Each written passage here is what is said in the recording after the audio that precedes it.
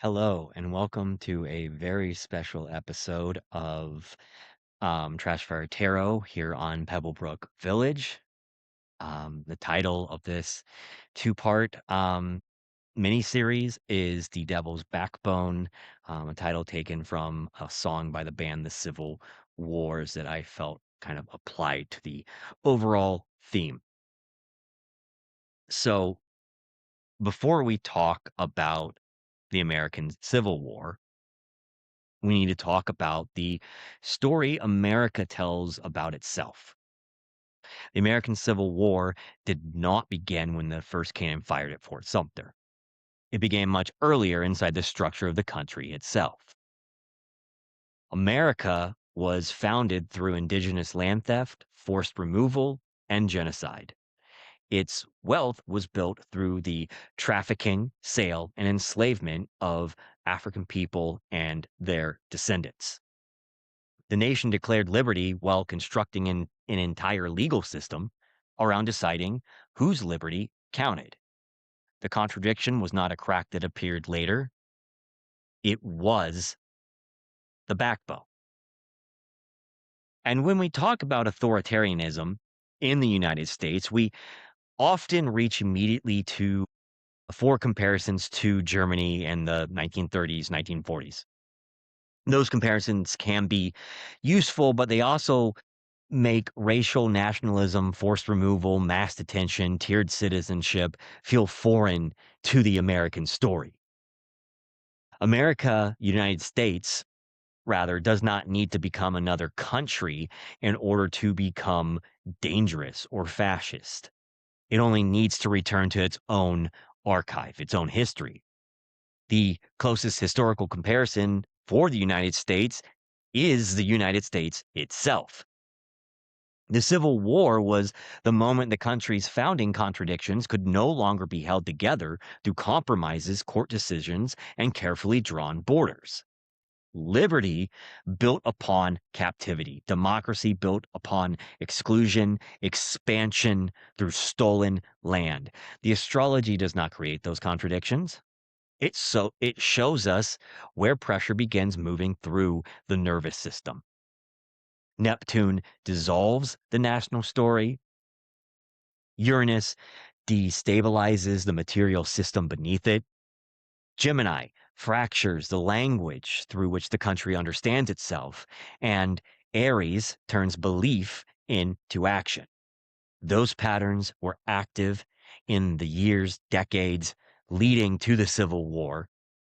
They are active again now. And this is where the astrology becomes fascinating. For this series, I am using the Sibley chart as the working national chart of the United States. The Sibley chart is not universally accepted. National birth charts are complicated because countries do not emerge at a single uncontested moment. There are multiple possible charts, each emphasizing a different phase in the creation of the government. But the Sibley chart remains one of the most commonly used charts for the United States. It is set for July 4th, 1776 at 5:10 in the afternoon in Philadelphia. What is striking is that the chart does not describe a nation born outside of these contradictions. It contains them. The United States has a Sagittarius rising. Sagittarius represents the ideological, philosophical, and expansive foundations of a society. And as a mutable fire sign ruled by Jupiter, it governs the search for truth and the reach for higher consciousness and stories through which nations assign themselves a larger purpose. At its most generous, Sagittarius searches for a truth large enough to include everyone. And its shadow can confuse expansion with destiny, transform conquest into mission, and believe that because it carries an ideal, it has the authority to cross any border. This is the rising sign of manifest destiny. The frontier, imagined not as someone else's home, but as an invitation, expansion converted into providence, occupation renamed discovery, a belief that the nation's philosophy is the holy gospel and it is their sacred duty to expand it across all regions, even if that means using force.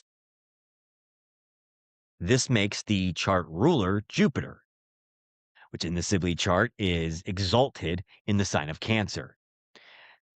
We just recently had our Jupiter return as it spent some time there before moving into Leo recently.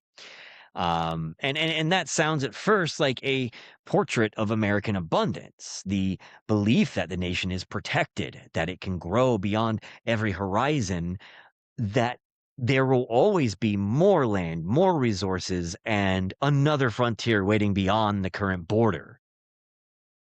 But in the Sibley chart, Jupiter is in the eighth whole sign house. It is joined there by Venus, the Sun, and Mercury. The eighth house represents the collective or public resources of a nation, including national debt, taxes, mortality rates, and financial treaties with other countries. It is traditionally known as the house of the other, encompassing everything outside of the state's direct control, such as foreign assets, adversaries' resources, and public crises. It asks what belongs to whom, who creates value, who receives it, who inherits the estate, and who is entered into the estate ledger as property. So America's chart ruler does not sit alone on a mountaintop promising limitless freedom. It sits inside the house of other people's resources. The country's celebrated abundance was never produced by empty land and individual ingenuity alone. It was produced through land taken from indigenous nations, through enslaved labor, extraction, inherited wealth, through a government deciding whose property rights would be protected and who would be defined as property. And it's important to note this does not mean that Jupiter or the eighth house causes slavery. And it does tell us where the national story repeatedly overindulges on what belongs to others. Remember that in spite of Jupiter being a benefic, that its inspiration, Zeus, represented the patriarchy and imprisoned Prometheus for liberating mankind, when Zeus was going to destroy them in favor of creating a more subservient people. Just as the Romans took Aphrodite and softened her into Venus to make women more digestible, they took a rapist and fascist figure and softened him as well. So America's faith in its own growth becomes inseparable from questions of inheritance, ownership, debt, and extraction.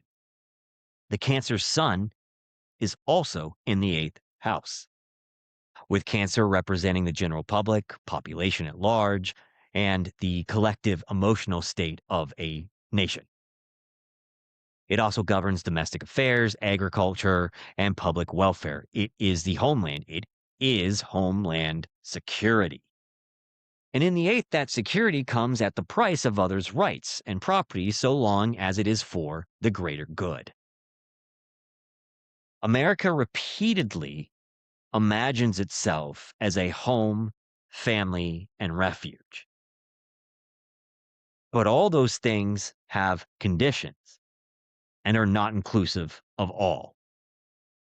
Therefore, they're faulty structures that cannot stand, cannot be sustained.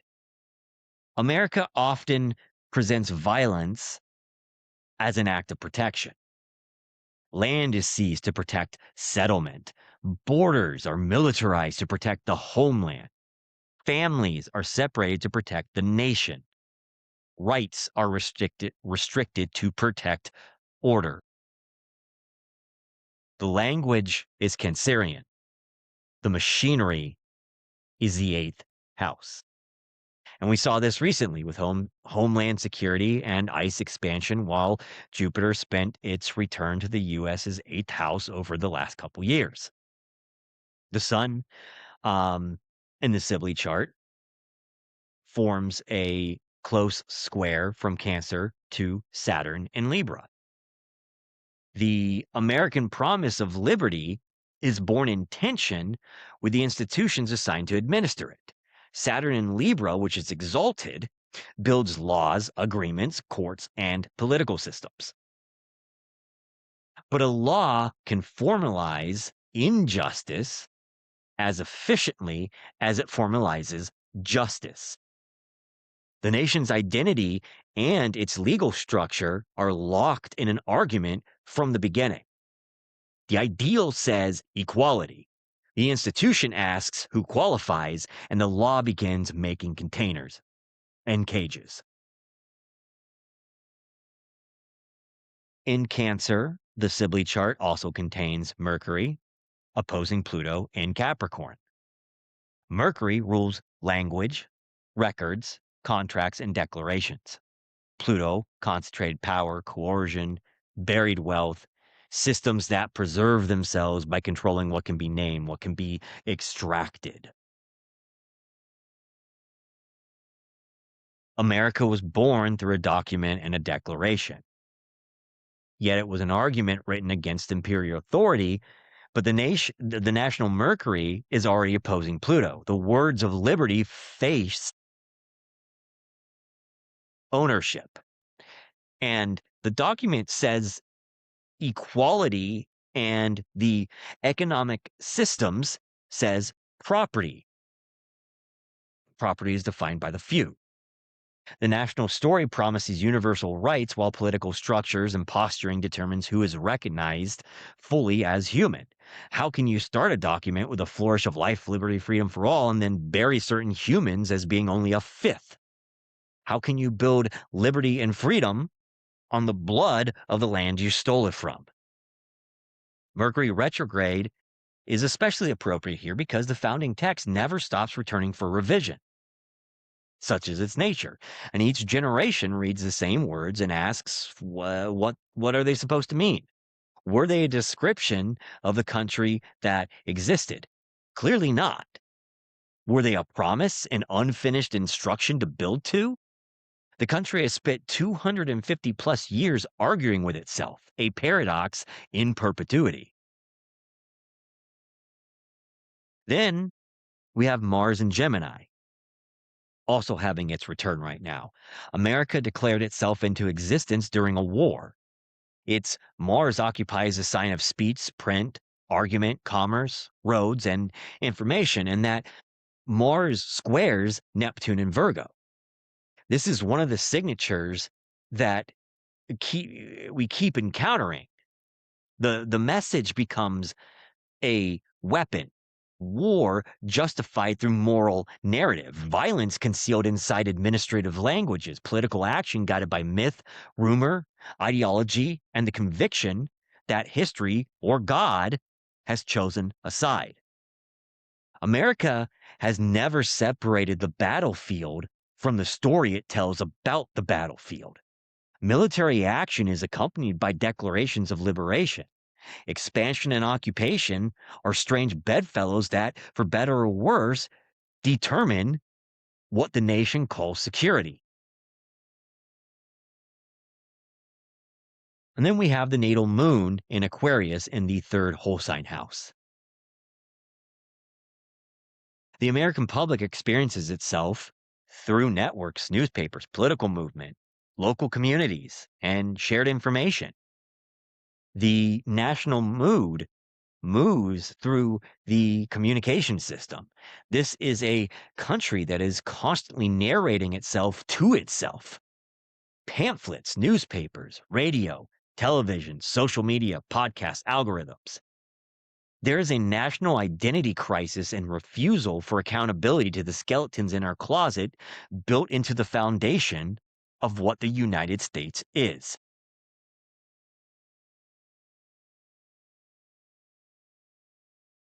And this is why our story does not begin in Germany. Probably thinking, what? Wait, story hasn't even begun yet? No, buckle in. This is going to be a while. Um, so it does not begin in 1933.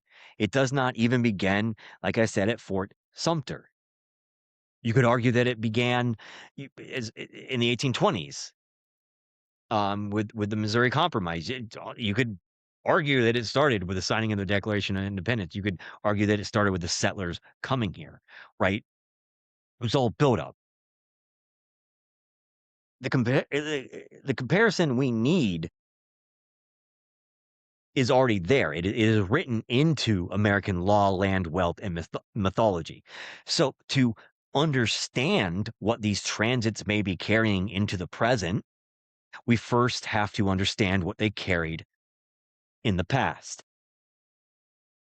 And we begin in Washington, September 18th, 1850, with a law designed to preserve the Union by forcing the entire country to participate in human bondage, the Fugitive Slave Act.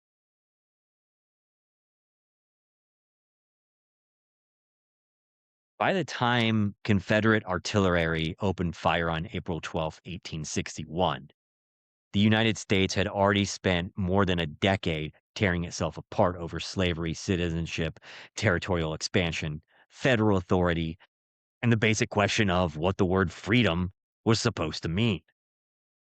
Fort Sumter was a moment the conflict became an officially recognized war. It was a moment cannons opened fire on a federal installation. Armies began mobilizing, and political allegiance poured out of the liminal and into the physical world as a matter of life and death. For more than a decade, the United States had been pulling itself apart.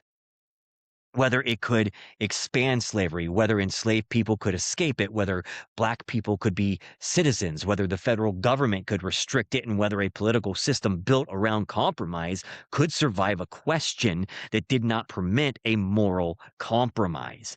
And long before soldiers faced one another in uniform, the conflict had already entered federal courts, elections, newspapers, territorial governments, and the halls of Congress. It had turned ballots into weapons, created rival governments occupying the same territory, and transformed political speeches into provocations and political representatives into targets. It had been written into federal law, fought across the plains of Kansas, carried into the United States Senate, and beaten into the body of Charles Sumner.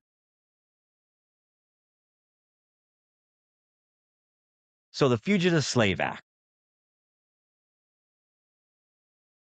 This was part of a larger package of legislation known as the Compromise of 1850. The word compromise doing some heavy lifting and is important because it tells us how many white political leaders understood the crisis. Slavery was treated not primarily as an atrocity inflicted upon 4 million human beings, but as a dangerous disagreement between sections of the country that had to be managed. The immediate crisis had been intensified by the Mexican American War. And when that war ended in 1848, the United States acquired a vast amount of Western territory. Almost immediately, Congress faced a question that had haunted nearly every major stage of American expansion. Would slavery be permitted to move into the newly acquired land? California applied to enter the Union as a free state. That threatened the delicate political balance between free and slave states in the Senate. Southern politicians feared that if free states gained a permanent majority, Congress might eventually restrict slavery. Oh no. Or threaten the enormous political power held by the slaveholders. Oh no. Kentucky Senator Henry Clay proposed a broad settlement. After months of debate, Senator Stephen Douglas of Illinois helped divide the proposal into separate measures that could pass individually. California entered as a free state.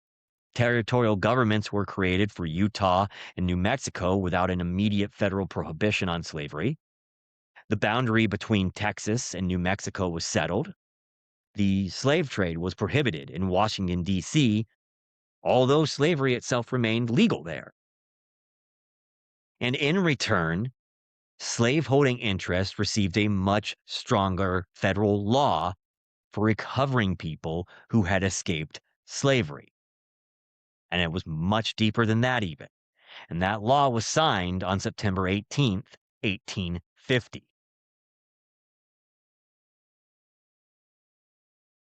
The United States Constitution already contained a provision requiring the return of people held to forced labor who escaped across state lines. Congress had also passed a fugitive slave law in 1793. The 1850 law made that system much more aggressive. It expanded federal enforcement. It empowered federal commissioners to determine whether a captured black person could be delivered to someone claiming ownership over them. If it exposed people who assisted escapees to fines and imprisonment. Federal and local law enforcement officers in free as well as slave states were expected to participate. Obligated, really, not just expected. I mean, think of ICE and sanctuary states now. There's a reason you might hear people referring to ICE, even cops, as slave catchers. I think that that name carries. I think it's more powerful than referring to them as the Gestapo. But the accused people, were not given the protection we ordinarily associated with a trial. No habeas corpus. There was no right to a jury. The person accused of escaping could not testify on their own behalf. They could not simply stand before the commissioner and say, "You have the wrong person. I was born free. I have never belonged to this claimant." Their own testimony was legally excluded. The commissioner received $5 if the person was released, and $10 if the ruling favored the claimant. To many opponents of the law, the payment structure looked like the federal government had placed a bounty inside the judicial process itself. This did not only endanger people who had escaped slavery, it endangered free Black Americans, and that was by design. A free person could be seized by a claimant or professional slave catcher, brought before a commissioner, denied the ability to testify, and carried into a slave state before family members or allies could intervene. Documents proving free status didn't matter. Papers were ignored, challenged, lost, oftentimes just destroyed. A person's liberty depended upon whether the surrounding legal system was willing to recognize it. So the law turned every free Black American, every Black community, essentially, was turned into a hunting ground.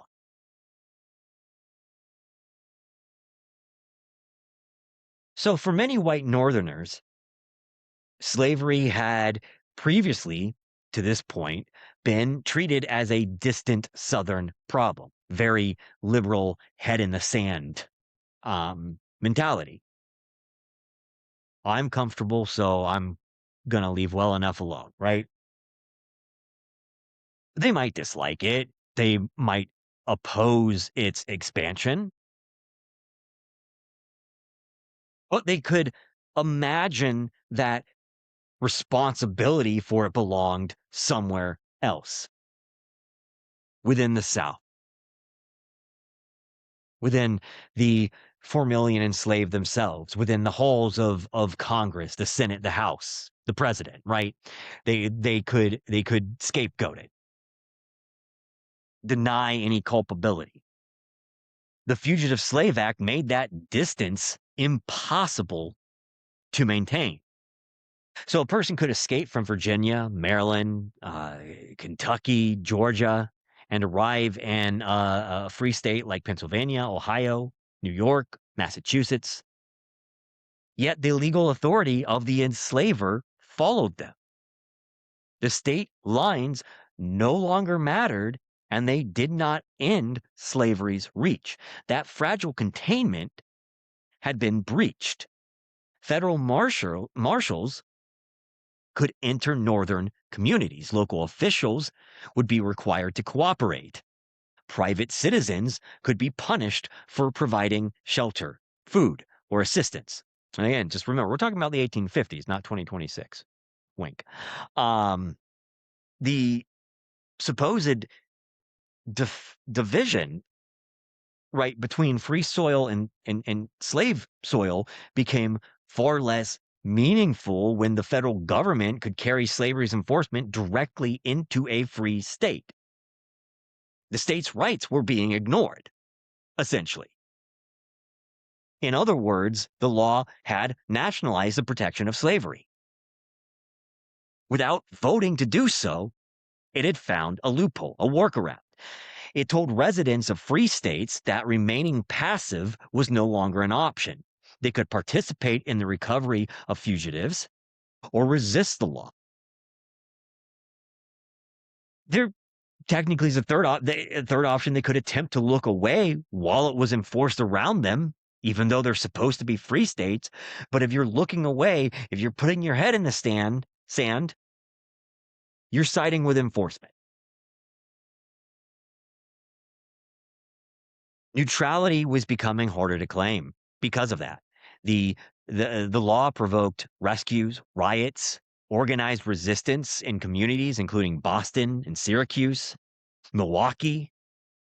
Northern states enacted or strengthened personal liberty laws intended to provide greater protection to accused fugitives, while Southern leaders increasingly complained that Northern resistance represented a refusal to honor the Constitution. One of the most famous enforcement cases occurred in Boston in 1854. Anthony Burns had escaped slavery in Virginia and built a life in Boston. He was arrested under a false pretext, held overnight, and brought before a federal commissioner. Abolitionists mobilized around his case. An attempt to rescue him failed. A federal officer was killed during the struggle. The government then transformed Burns' removal into a demonstration of federal power. This was their opportunity to dig their heels in and say, yes, technically, slavery is not enforced through a vote across the land, but we are going to enforce it as if it is, whether you like it or not. Federal troops and local forces guarded the streets as Burns was marched through Boston and placed on a ship bound for Virginia.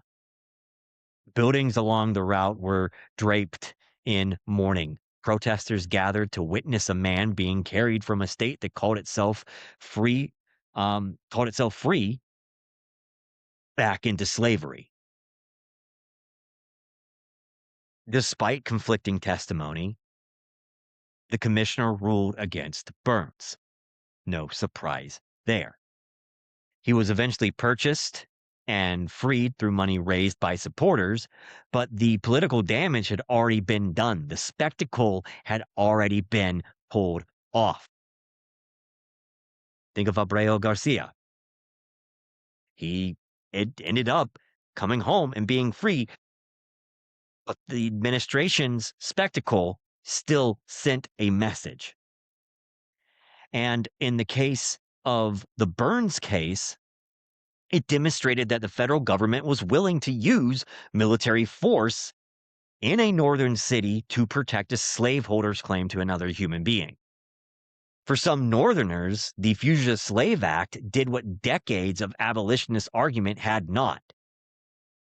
It forced them to see slavery not as an isolated Southern institution, but as a system maintained by the entire federal government. And the compromise that was supposed to calm sectional conflict instead carried that conflict into streets, homes, courtrooms, and churches across the North. And 4 years later, Congress would reopen the struggle again. This time, the battlefield would be the Western territories.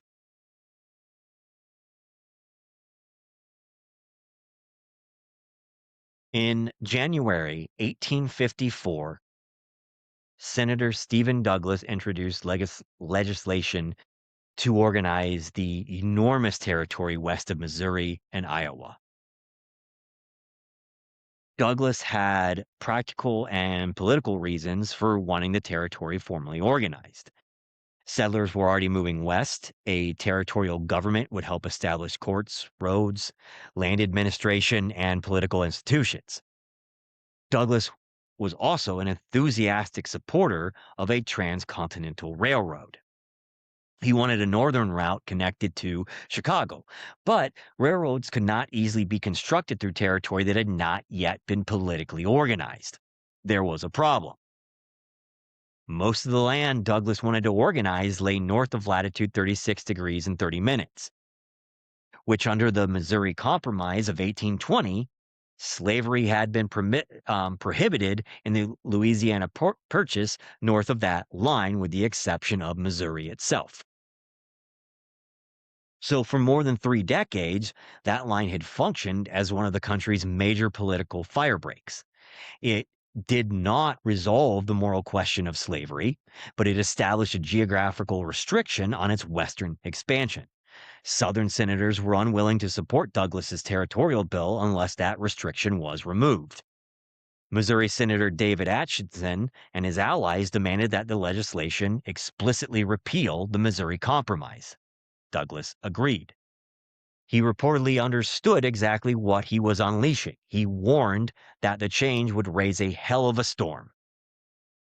Good for you. Why'd you do it? Eh, But he was correct. Douglas presented the new system as popular sovereignty. Rather than Congress deciding whether slavery would be permitted in a territory, the settlers living there would supposedly decide for themselves. This was sold as a democratic solution. Let the people vote. Let each territory determine its own institutions. Remove the question from Congress and place it in the hands of local residents. But popular sovereignty did not answer the most important question. Who counted as a legitimate resident? How long did someone have to live in the territory before voting? What prevented political organizations from sending settlers into Kansas specifically to influence the result? What prevented residents of neighboring Missouri from crossing the border, casting ballots, and returning home? And most fundamentally, could a majority vote legitimately determine whether one group of people could own another? The language of popular sovereignty made slavery sound like a question similar to taxation, road construction, or the location of a territorial capital. Slavery was not simply an administrative preference. A vote on slavery determined whether people could be bought, sold, inherited, separated from their families, and compelled to labor through violence. Democratic procedure was being used to decide who would be allowed to possess democratic rights at all. And so the Senate debate continued through the night of March 3rd and into the early morning of March 4th, 1854.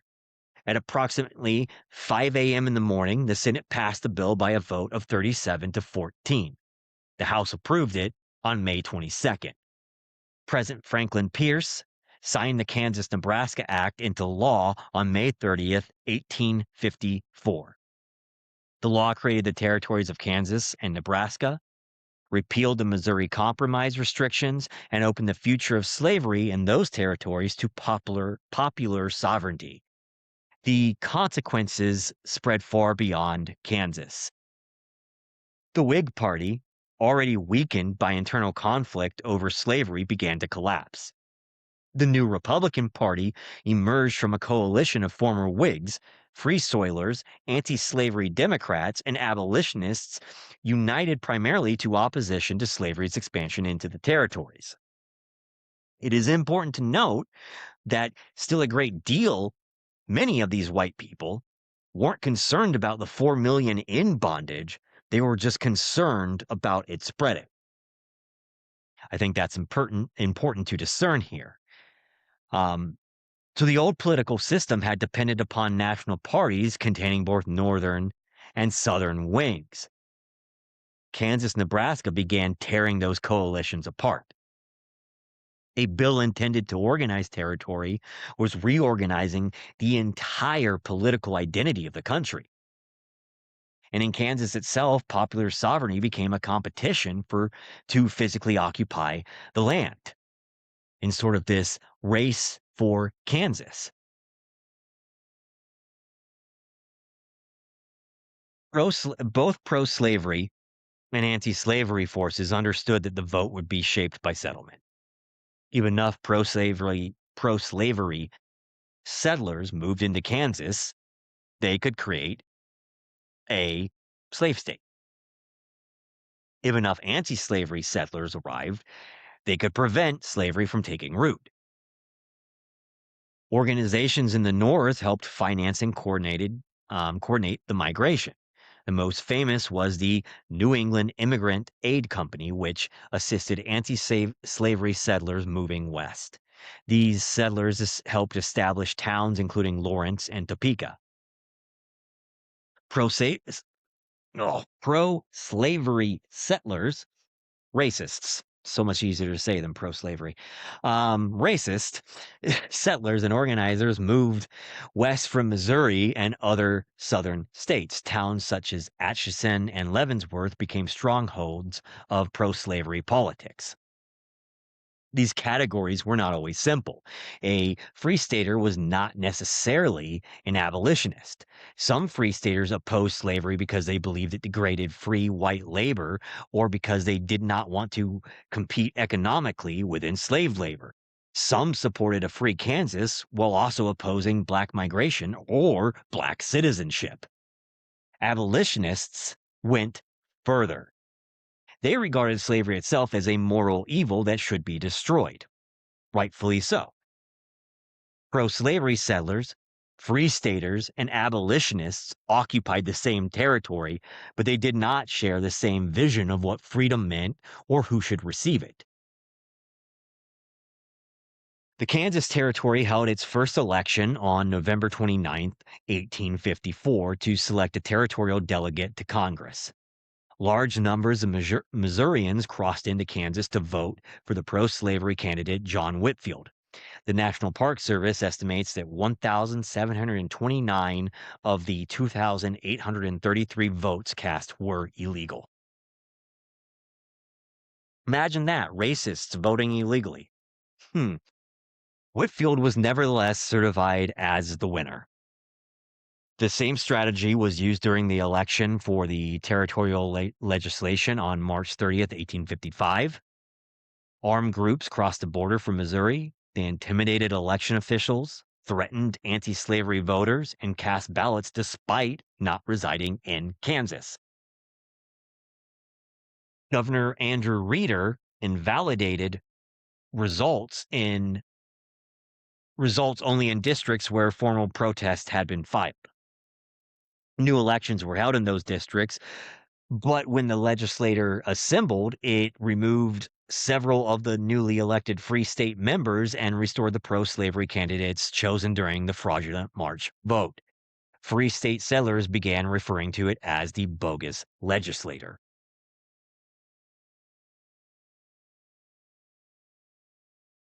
The pro-slavery legislator passed an extraordinary set of laws designed to protect slavery and suppress opposition. The laws adopted many provisions from Missouri's slave code. They punished assistance to people escaping slavery. They criminalized certain forms of anti-slavery organizing and speech. They required territorial officials to swear support for the Fugitive Slave Act, something that Abraham Lincoln himself swore support to.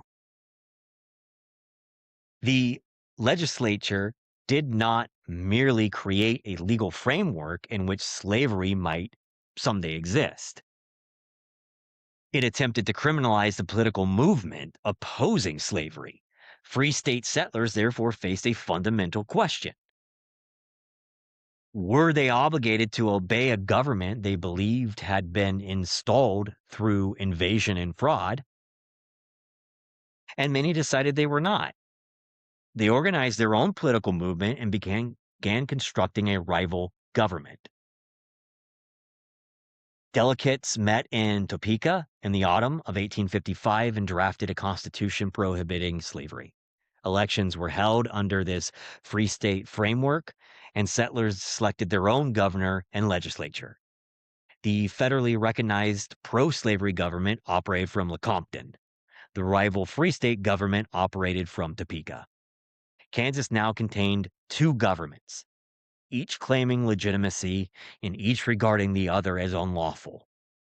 Popular sovereignty had not produced a peaceful, democratic answer. It had produced competing states inside the same territory, a preview of what was to come nationally. The first major armed confrontation grew from an event that was not originally a grand political assassination. On November 21st, 1855, a Free State settler named Charles Dow was shot and killed by a pro-slavery neighbor, Franklin Coleman. The two men had been involved in a dispute over a land claim, but in Kansas, an argument over land could not remain separate from the larger political conflict. And Dow's death was rapidly absorbed into the struggle between Free State and pro-slavery factions. Coleman sought protection from the pro-slavery officials. Sheriff Samuel Jones arrested Jacob Branson, a Free State associate of Dow, who had allegedly threatened retaliation. And a group of Free State men intercepted the sheriff's party and freed Branson.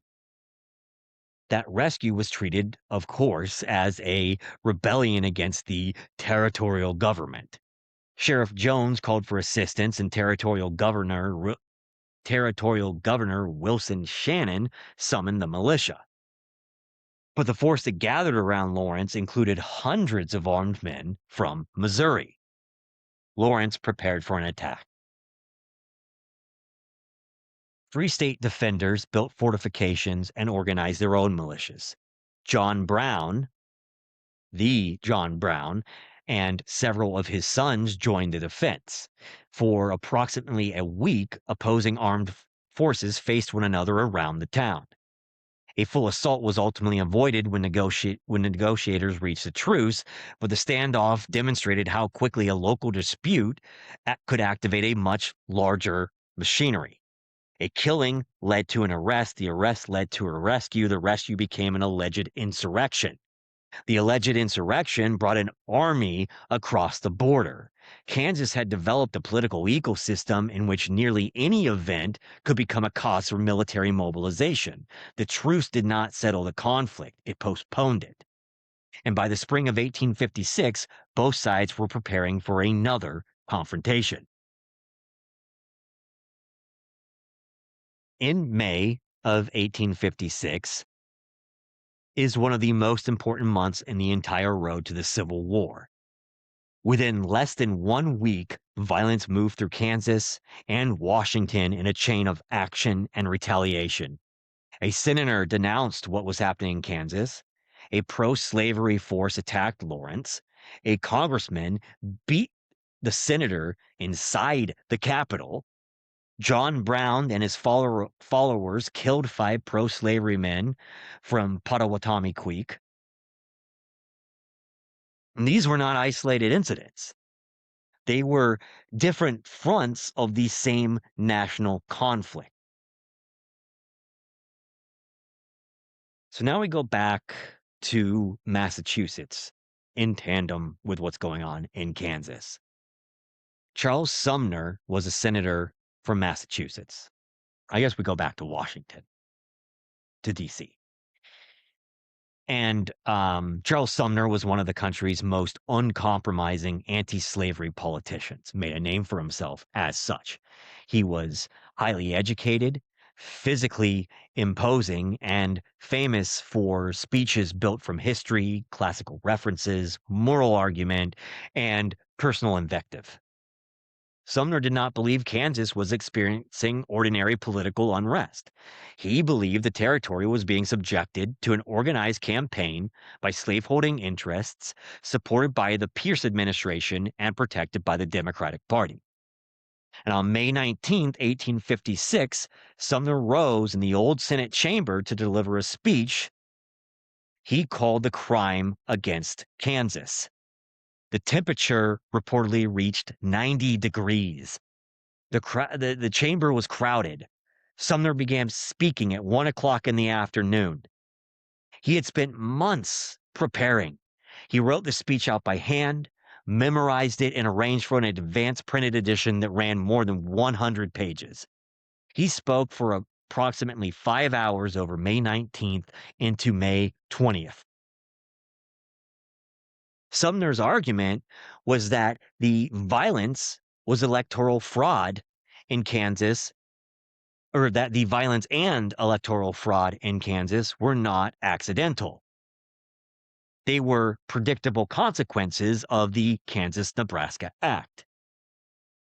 The law had torn down the Missouri Compromise and allowed pro-slavery forces to invade the territory, seize its elections, and impose an illegitimate government. Sumner called this not merely a policy failure, but a crime against Kansas and against democratic government itself. He accused Senator Stephen Douglas, the principal architect of Kansas-Nebraska, of enabling the crisis. But his most inflammatory language directed toward Southern Carolina Senator Andrew Butler. Butler was absent from the chamber, recovering from illness. Sumner mocked Butler's claims to Southern chivalry and portrayed his devotion to slavery as a grotesque sexual relationship. He pulled no punches. Butler, Sumner said, had chosen slavery as his mistress. The speech was a moral indictment, and it was also deliberately humiliating. Sumner attacked slavery as a system while attacking the character, masculinity, and honor of the men who defended it. And in the political culture of the 19th century South, the language of personal honor carried enormous weight. Public insult could be understood as something that demanded a personal response. Sumner had not simply challenged Butler's argument, he had ridiculed him before the nation. While Sumner was completing a speech in Washington, the situation in Kansas was again approaching violence. Lawrence was the most important free state stronghold within Kansas. It was home to anti-slavery newspapers, political organizations, and the Free State Hotel, a large building that served as a headquarters and symbol of the movement. Pro-slavery officials regarded the town as a center of resistance to the recognized territorial government. A federal grand jury denounced the Free State movement, and Sheriff Samuel Jones assembled a large posse to carry out warrants and destroy what authorities considered instruments of rebellion. And on May 21st, 1856, the pro-slavery force entered Lawrence. The town's leaders chose not to offer organized armed resistance, hoping to avoid a massacre. The posse destroyed the printing presses of 2 Free State newspapers. Type was scattered, equipment smashed, and presses thrown into the river. Homes and businesses were ransacked. The Free State Hotel was attacked with cannon fire. And when the artillery did not destroy it quickly enough, the building was set on fire. The assault became known as the Sack of Lawrence. The destruction of the presses was especially significant. Newspapers did more than report events. They helped political communities understand themselves. They connected settlers, recruited supporters, shaped national opinion, and defined who was the aggressor and who was the victim. Destroying the newspapers was therefore an attempt to seize control of the story as well as the town. The patterns repeat. In Lawrence, anti-slavery speech was answered by smashing the machines used to print it. And the next day in Washington, anti-slavery speech would be answered by smashing the body of the man who delivered it. And on May 22nd, 1856, the Senate adjourned for the day. Charles Sumner remained in the chamber at his desk, preparing copies of the crime against Kansas to be mailed. And I want you to remember this imposing figure. This was a giant man. Think of like John Goodman, that same voice, right? The same bass, the same presence. Representative Preston Brooks of South Carolina entered the room. Brooks was a relative of Senator Andrew Butler, the man who Sumner had insulted. He believes Sumner's speech had dishonored Butler in South Carolina. Brooks reportedly concluded that Sumner was not a gentleman worthy of a formal duel. Instead, he selected a heavy cane. Brooks approached Sumner and told him that the speech was libel against South Carolina and against his relative. Then he struck him. The first blow landed on Sumner's head. He struck him again. He struck him again and again, and Brooks continued striking as Sumner on the ground struggled to rise. Sumner was partly trapped by his desk and could not see clearly through the blood pouring into his eyes at this point.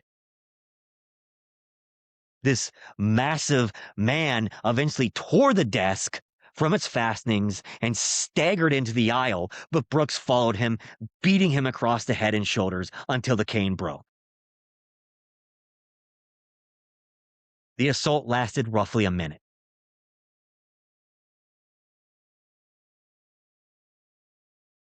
Companions of Brooks held other people back from assisting Sumner. And when it ended, Sumner was bleeding heavily and nearly unconscious, beaten within literal inches of his life for being against slavery. Brooks walked out of the chamber a free man without being immediately detained. The assault became national news. In the North, Sumner was presented as a martyr to free speech. I think that's pretty accurate. Political cartoons showed an armed Southern representative beating a defenseless Northern senator. Abolitionists argued that the incident revealed the true nature of the slave power. Unable to answer an argument, it resorted to violence. And I think that bears repeating. Unable to answer an argument, it resorted to violence.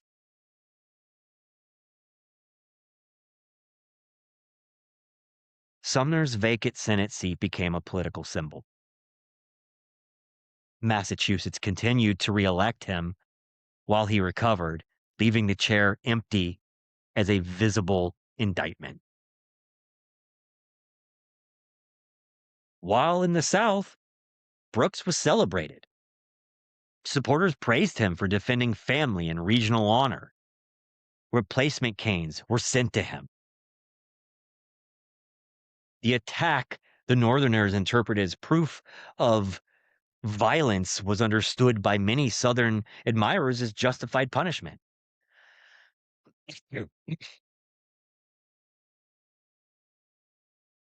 Congressional discipline did not remove Brooks from political life. He resigned his seat, but then was swiftly reelected by his constituents. The country did not experience the assault as a shared national disgrace. It created two martyrs that divided the country over who deserved admiration. Sumner And Brooks became heroes to opposing sections because Americans were no longer operating from the same moral vocabulary. I would posit that they never were. The question was no longer merely whether Brooks had attacked Sumner. That was obvious. The question was whether the attack represented brutality or justice. And that answer depended upon which American was speaking. Sumner did survive, but his injuries were severe. He experienced chronic pain, headaches, and psychological trauma. He returned to the Senate only intermittently for several years before resuming regular service. The violence in the Senate had not occurred on a battlefield. And that was precisely why it mattered. The institution designed to transform conflict into deliberation had itself become a scene of political bloodshed.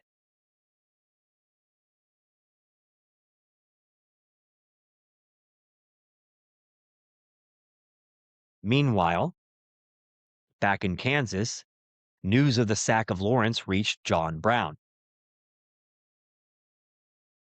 Brown was far from an ordinary free state settler. He was a diehard, committed abolitionist who regarded slavery as a sin requiring direct confrontation. His religious beliefs convinced him that he had a personal obligation to act against it. This man wasn't resting on the laurels of Christianity and saying that it gave him the right to own slaves. He used it as a moral compass, as a reason that people should not own slaves. He took the fire and brimstone of religion into his work as an abolitionist, devout abolitionist. Brown believed anti-slavery settlers were being attacked while federal and territorial authorities protected the aggressors. History would show that his accounts, that his views were correct. And the sack of Lawrence confirmed for him his conviction that legal institutions would not stop pro-slavery violence because those institutions benefit from it. It's where the money came from. With senators, members of the House, lawyers, police, bought and sold by plantation owners and slave owners. The caning of Sumner added another image of anti-slavery resistance being answered through force. And Brown, being who he was, decided that the pro-slavery population had to be made afraid. During the night of May 24th and into the early hours of May 25th, Brown led a small party, including several of his sons, into the area around the Pottawatomie Creek. They removed 5 pro-slavery men from their homes. The men were killed with swords. The victims had not participated in the sack of Lawrence. They were selected as representatives of the local pro-slavery movement and as potential threats to free slave families. The killings were calculated retaliation. Brown wanted to demonstrate that anti-slavery settlers would no longer absorb violence without answering it.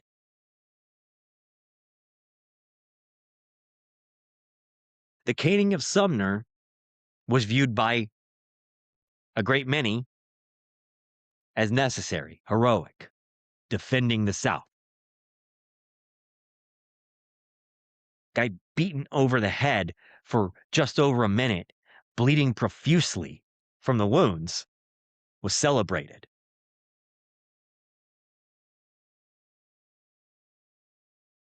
So pro-slavers were allowed to go around, destroy towns, and beat people within inches of their lives.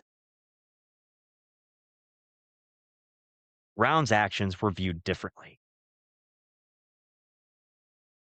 The Potawatomi killings remain, to some, morally and historically difficult. If the oppressors are arming themselves with guns, crossing lines, and using those guns, using flames and torches,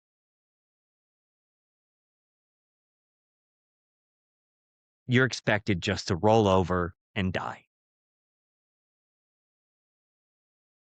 Brown acted within an environment of electoral fraud, pro-slavery intimidation, and organized violence, and a state that was doing nothing about it at a local or federal level. Neither can they be transformed into a clean act of battlefield defense. That does not make them inherently morally wrong. 5 men were taken from their homes and killed because Brown believed terror had to be the answer with terror. This episode marks an important escalation. Violence was no longer only erupting during disrupted arrests, raids, or confrontations. People were being deliberately selected and killed for the political identity they represented, which I say, too bad if you're a racist cuck who sides with slavery. You have already said that you devalue human life, so your human life, by extension, is devalued. On June 2nd, 1856, Brown's forces fought and captured a pro-slavery unit at the Battle of Blackjack, and violence spread across eastern Kansas. Settlements were raided, homes were burned, prisoners taken, men disappeared or murdered. Armed groups traveled through the territory searching for enemies. And at the end of August, pro-slavery forces attacked Osawatomie, where one of Brown's sons was killed. Brown's defenders were forced to retreat, and much of the settlement was burned. And by the end of 1856, Kansas had demonstrated what popular sovereignty looked like when neither side recognized the political legitimacy of the other. The ballot had not replaced violence. The ballot had become one of the reasons for violence. My personal opinion is don't start a war if you don't want to see it through. If the anti-slavery or the pro-slavers didn't want to fight a war, they should not have started it. They should not have drew first blood. Pure and simple. This whole thing within this region became known as Bleeding Kansas, and it changed national politics. The violence became a central issue in the presidential election of 1856. The Republican Party ran its first presidential candidate, John C. Fremont, on a platform opposing the expansion of slavery into the territories. Republicans did not win the presidency, yet their rapid rise showed the old political order was collapsing. The Whigs could no longer contain their northern and southern factions. The Democratic Party remained national, but the Kansas crisis was forcing northern and southern Democrats to defend increasingly incompatible positions. The central disagreement was becoming too large for ordinary party politics to contain, and then in 1857, the Supreme Court attempted to settle it. But to no one's surprise, the Supreme Court made the crisis worse.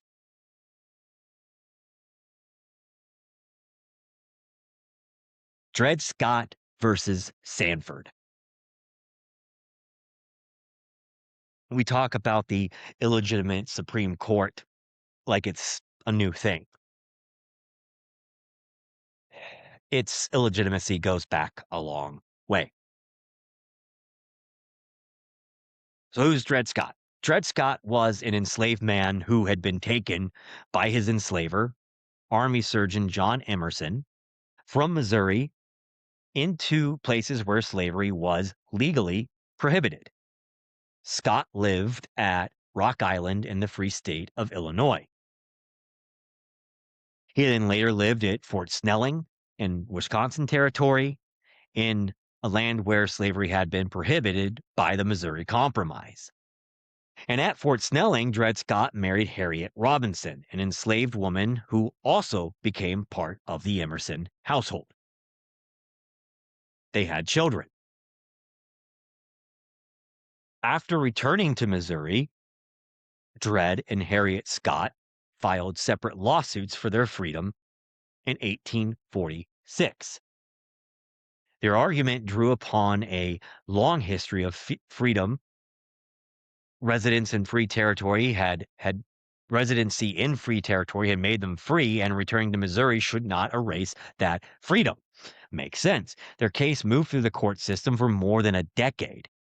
And then on March 6th, 1857, the United States Supreme Court issued its decision in Dred Scott v. Sanford. Chief Justice Robert Taney wrote the majority opinion.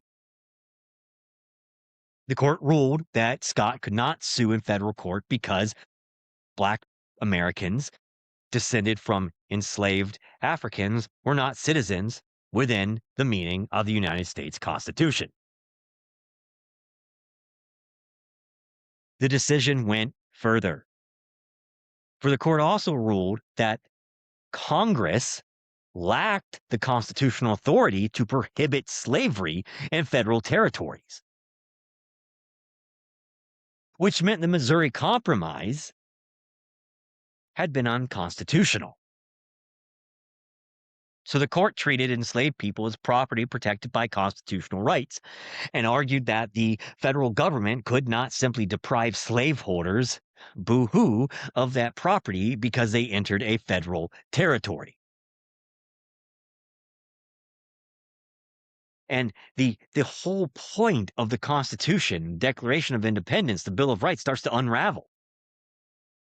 It starts to become nonsensical and without meaning. If something like that is not consistent, how can we trust when we can trust that document? The decision did not only deny freedom to Dred Scott and Harriet Scott, it attempted to answer the national question of Black citizenship. Taney's opinion placed Black Americans, free as well as enslaved, outside the political community established by the Constitution. It also threatened the central position of the Republican Party. Republicans argued that Congress could prevent slavery from expanding into Western territories. The Supreme Court had now declared that Congress possessed no such power. If slaveholders had a constitutional right to take enslaved people into the territories, popular sovereignty itself became unstable. What exactly were territorial voters being allowed to decide? The Kansas-Nebraska Act had claimed settlers could determine whether slavery would exist. That was legally decided. Yet Dred Scott suggested that neither Congress nor territorial voters could deny a slaveholder the right to bring human property into federal territory. The decision was presented as a legal resolution. Instead, it convinced many Northerners that the federal government, Congress, the presidency, and now the Supreme Court were working together to expand slavery. The belief in a coordinated slave power became more widespread. An institution attempting to close the argument had made peaceful compromise even less plausible. And while the Supreme Court was issuing Dred Scott, Kansas was still struggling to produce a state constitution. The pro-slavery territorial legislature authorized a constitutional convention at Lecompton in 1857. Free slave voters Convinced that the process remained illegitimate, largely refused to participate in selecting delegates. The result was a convention dominated by pro slavery representatives. The Constitution they drafted protected slavery, to no one's surprise. But its submission to voters was structured so that the public was not given a clean choice between accepting and rejecting the entire document. Voters were offered a constitution with slavery or a constitution without slavery. The second option was misleading. It would have prevented the future importation of enslaved people, but it protected those already held in Kansas and their descendants. Existing claims of slave property would remain secure. Either result preserved slavery within the constitutional framework. Free state voters boycotted the December 1857 referendum, and the Constitution was declared approved. A newly elected free state legislature then organized another vote in January 1858, in which Kansas voters overwhelmingly rejected the document. President James Buchanan nevertheless supported admitting Kansas under the Lecompton Constitution. Stephen Douglas opposed him. Douglas was not becoming an abolitionist. He continued to insist that local white settlers should decide the question for themselves. But Lecompton plainly violated the principle he claimed Kansas-Nebraska had established. The Constitution did not represent the freely expressed will of Kansas residents. The dispute split the Democratic Party. Buchanan and many Southern Democrats supported Lecompton. Douglas and his allies opposed forcing the Constitution upon an unwilling population.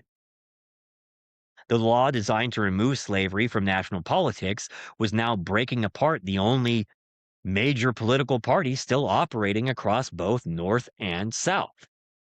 Congress refused to admit Kansas directly under Lecompton. The Constitution was eventually resubmitted to Kansas voters and defeated overwhelmingly. But the damage was already done. The damage was permanent. The popular sovereignty experiment had produced fraudulent elections, rival governments, competing constitution, armed violence, and a national party rupture. And by 1858, some Americans outside Kansas had begun speaking as though the crisis were subsiding. But violence continued, particularly in southeastern Kansas. On May 19, 1858, a pro-slavery force led by Charles Hamilton captured 11 Free State men near Trading Post. The prisoners were marched into a ravine at Marais de Cygnus.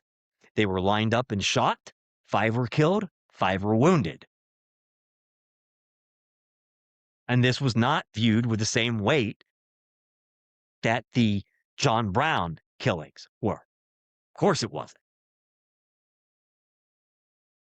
One escaped injury by falling with the others and pretending to be dead. The killings were not an exchange of fire between armed formations. They were an execution. The massacre was widely reported. Poet John Greenleaf Whittier memorialized the dead, helping transform the ravine into another national symbol of the Kansas struggle. Once again, the political conflict was carried through bodies. A person could be removed from home, identified as a member of the opposing faction, and killed without trial. Kansas was not simply debating whether its constitution would permit slavery. It had become a place where political identity could determine whether a person was allowed to live. Less than a month after this massacre, the national argument moved on to another stage. On June 16, 1858, Abraham Lincoln accepted the Illinois Republican Party's nomination for the United States Senate. Lincoln was running against Stephen Douglas. In his acceptance speech, Lincoln quoted the biblical warning that a house divided against itself could not stand. He argued that the country could not continue permanently divided between free state and slave states. He did not predict that the Union would necessarily dissolve. He argued that the division itself could not remain unresolved, a problem that he would later inherit. The nation would eventually become more fully one thing or more fully the other. Lincoln then connected the Kansas Nebraska Act, the Dred Scott decision, and the policies of the Buchanan administration. He suggested that together they formed a political machinery capable of making slavery lawful throughout the country. And at the Lincoln-Douglas debates, Lincoln and Douglas then met in a series of 7 public debates across Illinois. Douglas was nationally famous. Lincoln was not. The debates brought questions of slavery, citizenship, popular sovereignty, and territorial government before the enormous crowds in a national newspaper audience. Douglas insisted that each territory should control its own institutions. He opposed the Lecompton Constitution because it had not represented the will of Kansas's settlers, not because he believed slavery itself should be prohibited. Lincoln argued that slavery was morally wrong and that its expansion must be stopped. But Lincoln's own position still contained the racial limits of this era. He opposed slavery's expansion without consistently endorsing full political and social equality for Black Americans. He gave zero flying fucks about the 4 million in bondage. He took a position that was becoming popular because it would help him win.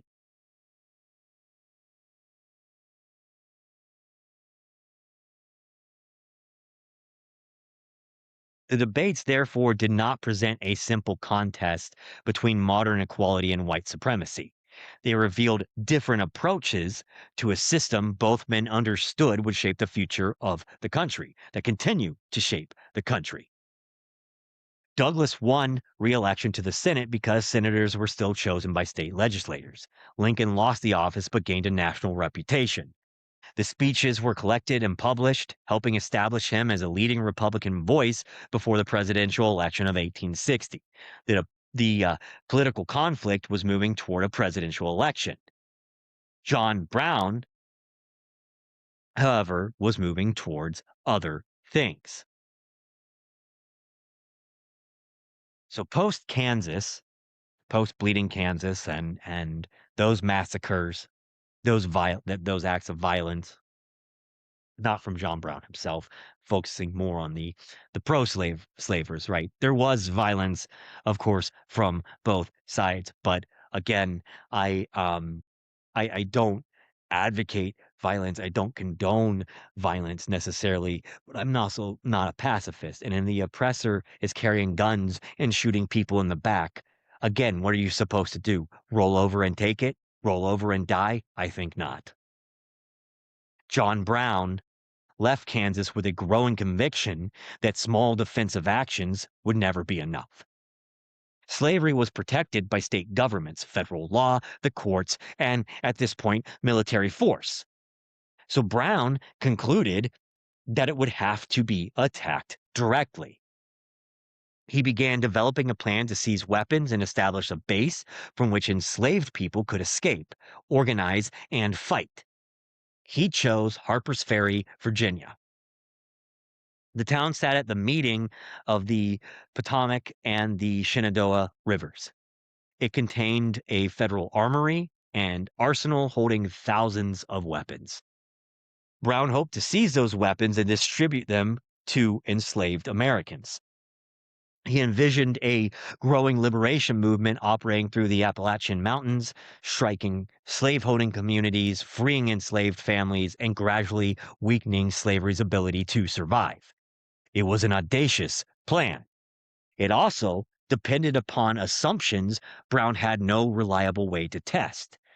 That enslaved Americans would receive news of the raid, that large numbers would join quickly, and that his small force could hold the federal arsenal long enough for the movement to spread.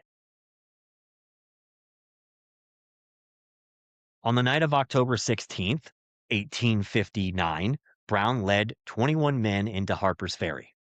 His group included both Black Americans and white Americans. Several of Brown's sons participated. They captured the armory, cut telegraph lines, and seized hostages, including local slaveholders. Brown sent men into the surrounding countryside to bring enslaved Americans to the arsenal. The uprising did not spread. Brown allowed an eastbound train to continue through the town after briefly detaining it. The train carried news of the raid. Local militia companies and armed townspeople converged upon Harper's Ferry. Brown's escape routes were closed.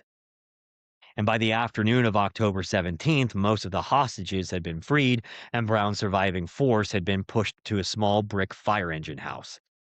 Late that night, Colonel Robert E. Lee arrived from Washington with approximately 90 United States Marines. The following morning, Lieutenant J.E.B. Stewart approached the engine house and demanded Brown's surrender. Brown refused. The Marines stormed the building. Brown was wounded and captured. 10 of his followers, including 2 of his sons, were killed during the raid and its suppression. 16 people died in total. The raid had failed militarily. Politically, however, Harper's Ferry exploded across the nation. Brown was taken to nearby Charlestown and tried by the Commonwealth of Virginia. The charges included murder, conspiring with enslaved Americans to rebel, and treason against Virginia. The trial began on October 27th, only days after his capture. Brown was wounded and physically weak. At points, he lay on a cot inside the courtroom. The proceedings moved quickly, and after a 5-day trial, the jury took less than an hour to convict him on all charges. On November 2nd, Brown became the first American to be tried, convicted, and executed for treason, sentenced to death. Owning slaves, being a pedophile, inciting a riot, handing billions of dollars to genocidal states. Apparently isn't treasonous, but trying to free enslaved people is. That's the United States.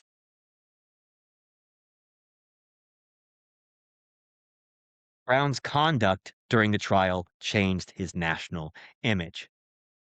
He spoke calmly. He did not deny that he acted against slavery. He denied that his purpose had been indiscriminate murder or personal enrichment. He described his actions as an attempt to free enslaved people. The failed raider began to look, to some observers, like a man accepting death for a moral cause. And that did not erase the violence of Potawatomi or the deaths at Harper's Ferry, but it complicated the effort to dismiss him as merely insane, treasonous, a terrorist. Brown used the courtroom to prosecute slavery, not to defend himself. Virginia had captured his body. It had not captured the meaning of his actions. And on December 2nd, 1959, John Brown was taken from the jail in Charlestown to the gallows. Virginia prepared for the possibility of a rescue attempt. Militia units guarded the town. Among the observers was actor John Wilkes Booth, who would later assassinate Abraham Lincoln. Brown was hanged shortly before noon. His wife, Mary, took his body north for burial at the family farm in North Elba, New York. The execution did not settle the argument over Brown. It intensified it.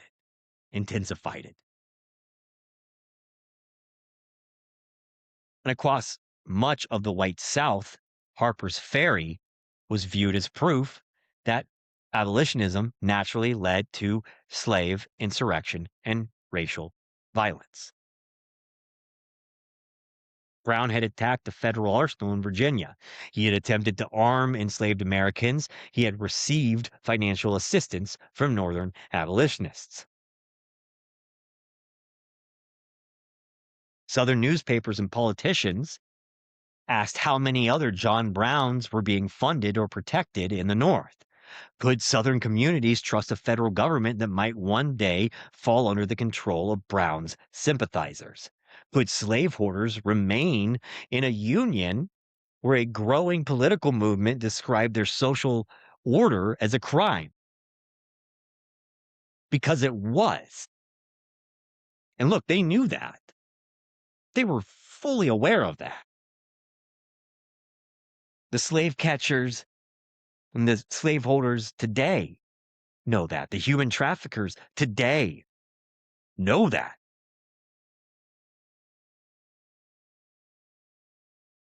Well, in the North, reactions were divided. Many people rejected Brown's methods. Abraham Lincoln and the other Republican Party leaders distanced their party from the raid, not unlike the current Democrat and liberals of this country who protest against Republicans, conservatives, MAGA, yet clutch their pearls when something is actually done to contain or solve the problem of their violence, their incitement, their insurrection. Abolitionists across the country mourned Brown. In some communities, church bells rang. Memorial meetings were held. Writers and speakers compared him to a martyr or a prophet. The same man became evidence of Northern terrorism and evidence of moral courage. The country could no longer agree upon the meaning of treason. Was Brown a traitor because he attacked Virginia? No. Or was the deeper treason a government that protected slavery? Absolute. And by the end of 1859, Americans were not simply divided over policy, they were developing incompatible moral histories of the nation. Incompatible moral histories that carry over to today.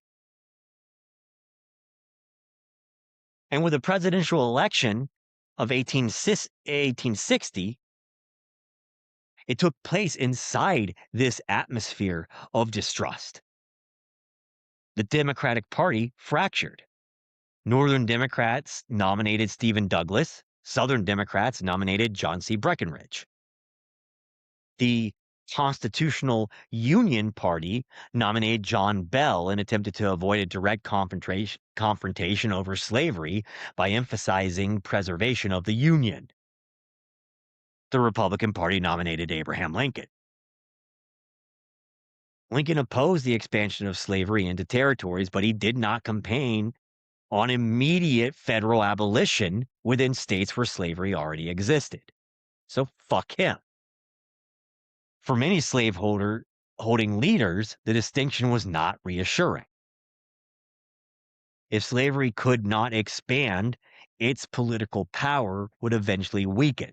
If Republicans controlled the federal government, they could shape appointments, courts, territories, and national policy. The election, was therefore interpreted by many Southern secessionists not merely as the defeat of a preferred candidate, but as evidence the South had lost control of the federal union. Lincoln won on November 6, 1860, through an overwhelmingly Northern electoral coalition. He had been elected according to the constitutional process. But leading secessionists rejected the idea that they were obligated to remain in a union controlled by a party they regarded hostile to slavery. The conflict over whether Kansas could leave slavery out of its constitution was becoming a conflict over whether slave states could leave the United States. And South Carolina acted first. On December 20th, 1860, a state convention voted unanimously 169-0 to secede from the United States. Printed broadsides announcing the dissolution of the Union appeared in the streets of Charleston almost immediately. Mississippi followed, then Florida, Alabama, Georgia, Louisiana, and Texas.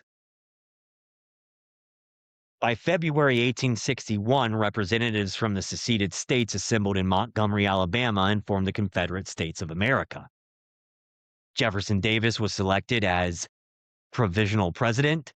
The Confederate government presented itself not as a movement attempting to seize control of Washington, but as a new independent nation withdrawing from the old one. Its leaders spoke about sovereignty and states' rights. But the ordinances and declarations explaining succession repeatedly returned to slavery, the preservation of slave property, and Northern resistance to the Fugitive Slave Act. The same issue that had driven the crisis in 1850 remained at the center in 1860, a decade later. Could slaveholders rely upon the federal government to protect their claimed property everywhere the Constitution reached? In 1850, Southern leaders had demonstrated stronger federal enforcement to return escaped people. By 1860, they argued that Northern resistance to the enforcement helped justify leaving the Union. The Fugitive Slave Act had been presented as the price of national unity. And now, a decade later, its failure to command moral and political obedience became part of the case for disunion. One of the strangest features of the succession crisis was that Lincoln had been elected but would not be inaugurated until March 4th, 1861. James Buchanan remained president while states seceded. Federal officials resigned and Southern forces seized forts, arsenals, and other United States property. Buchanan denied that states possessed a constitutional right to secede. He also questioned whether the federal government had the authority to coerce a state back into the Union. The country therefore entered a dangerous interval in which the outgoing administration opposed succession, but ordered no effective strategy to stop it. James Buchanan, the ultimate lame duck presidency. By the time Lincoln took office, the Confederate government already existed. The United States contained two presidents, two Congresses, and two governments claiming authority over much of the same territory. The divided government nightmare rehearsed in Kansas had become played on the national stage. The immediate crisis centered on federal installations in the seceded states, not slavery. Fort Sumter stood in Charleston Harbor. It was federal property inside a state claiming it had left the United States. Major Robert Anderson commanded the small Union garrison. Confederate authorities demanded that the fort be surrendered. Anderson refused. The garrison's supplies were running low. Lincoln faced a decision. If he abandoned the fort, he risked appearing to recognize Confederate sovereignty. If he sent troops and weapons, Confederate authorities could portray the move as an invasion, something that he saw as crossing a line he did not want to cross, something we have heard recently with ICE occupation. What am I supposed to do as governor? Fight back? I mean, yeah. You serve the people. Yes, you absolutely fucking are.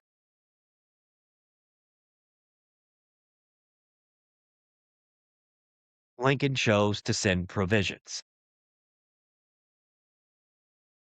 On April 10th, Confederate General P.G.T. Beauregard formally demanded the fort surrender. Anderson again refused. At approximately 4:30 in the morning on April 12, 1861, as Mars was forming its conjunction with Uranus, Confederate batteries opened fire. The bombardment continued for more than a day. Fort Sumter could not respond effectively, and its supplies were nearly exhausted. At 2:30 in the afternoon on April 13th, as Neptune hit 0 degrees Aries, Anderson agreed to surrender. The garrison evacuated the following day. No one was killed by enemy fire during the bombardment itself, although a Union artilleryman died and others were wounded when a cannon exploded during the evacuation ceremony. Militarily, Fort Sumter was a small engagement. Politically, it changed everything. The Confederacy had fired upon a United States installation. Lincoln called for 75,000 volunteers to suppress the rebellion. That call pushed four more slave states towards secession: Virginia, Arkansas, Tennessee, and North Carolina. The political crisis now became a military conflict. The argument became war as Neptune moved from Pisces to Aries. So the Civil War did not arrive without warning. Its foundations had been laid in laws, court decisions, territorial elections, and political bargains. The Fugitive Slave Act attempted to preserve the Union by forcing free states to participate in slavery. The Kansas-Nebraska Act attempted to preserve democracy by allowing settlers to vote on whether slavery could expand. Bleeding Kansas demonstrated what happened when armed forces competed to control the electorate. Charles Sumner named the violence and was beaten inside the Senate for the way he named it. John Brown answered pro-slavery with force, then attempted to turn armed resistance into a national liberation movement. The Supreme Court attempted to settle the territorial questions by declaring Black Americans could not be citizens and that Congress could not prohibit slavery in the territories. The Lecompton Constitution showed that even the language of popular sovereignty could be manipulated to prevent the public from rejecting slavery. And by 1860, the old political parties had fractured. The authority of national institutions had eroded, and Americans increasingly believed that losing an election might mean losing the country itself. Fort Sumter was not the first act. It was the moment the curtain rose on a war that had been already rehearsed for years. The first weapons were laws. Then came ballots, then came printing presses, canes, swords, rifles, and finally the cannons. And on part 2, we will explore the exact astrology of these moments that were talked about. I felt that as some may not have the history, it would be beneficial to separate the two. So we could give the history its time to breathe. And I hope that this was a learning process. And I hope that people take something away from this. So I look forward to sharing part 2 with you. These will be posting on the same day, on Friday, July 3rd. If you're listening to this, you know that. Part 2 is available. Please listen to it. And as always, until next time, I love you all, and I will see you in the stars. Goodbye.